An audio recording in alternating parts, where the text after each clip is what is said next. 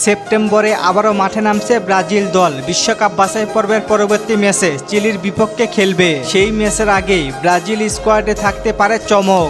এই স্কোয়াডে আসতে পারে বড়সড় পরিবর্তন, বিশেষ করে নেইমারের প্রত্যাবর্তনের দিকে থাকবে সবার নজর। সব মিলিয়ে চিলির বিপক্ষের ম্যাচে যেসব পরিবর্তন নিয়ে মাঠে নামতে পারে ব্রাজিল দল। কার্লো আনচেলত্তি নিজের প্রথম 2 ম্যাচে সফল। তিনি ব্রাজিলে এসে 2 ম্যাচে দলকে নিয়ে গেছেন বিশ্বকাপের মঞ্চে। কার্লো আনচেলত্তির পরের চ্যালেঞ্জটি হতে যাচ্ছে দল গোছানো। তারকার অভাব নেই ব্রাজিল দলে, তাই বিশ্বকাপের আগে তাদের ভিড়ে সেরাদের বের করার কাজটাই এখন করতে চাইবেন ইতালিয়ান এই মাস্টার মাইন্ড। নিজের কাজের প্র্যাকটিসটা শুরু করতে চাইবেন সেপ্টেম্বর মাসে চিলির বিপক্ষে ম্যাচ দিয়ে। যেই ম্যাচে ডিফেন্স ও ব্রাজিল দলের পরিবর্তন যে আসবে তাতে কোনো সন্দেহ নেই। ইনজুরি থেকে ফিরবেন Gabriel Magalhaes, Eder Militao. Gabriel Magalhaes club ও জাতীয় দলের পারফরমেন্সের ভিত্তিতে ব্রাজিল দলের প্রথম পছন্দ হবেন। অপরদিকে আনচেলত্তির পুরনো শীর্ষ এডার মিলিতাওকে দলে ডাকতে পারেন আনচেলত্তি।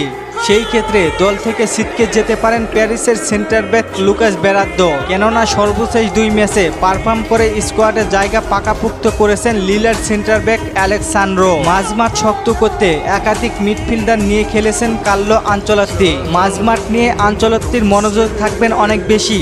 মাঝমাঠে নতুন কিছু প্লেয়ারকে রাখতে পারেন আনচেলত্তি। সেই তালিকায় ব্রুনো বা বিডেন বা গ্যাব্রিয়েল সারার মতো সুযোগ পেতে পারেন, অবাক হওয়ার কিছুই নেই। কেননা এখনও বল কন্ট্রোলিংয়ের জন্য সেভাবে মিডফিল্ডার খুঁজে পায়নি ব্রাজিল। সেই জায়গায় এই 2 জনের একজনকে চাইবেন আনচেলত্তি। এছাড়া আগামী 2 ম্যাচে আন্দ্রে সান্তোস বা এডারসন মাঠে হাফ টাইমের পরে নামতে পারেন। নেইমার জুনিয়রকে সেপ্টেম্বরে খুব করে চাইবেন কোচ কার্লো আনচেলত্তি। অনেকদিন ধরে দলের বাইরে তিনি।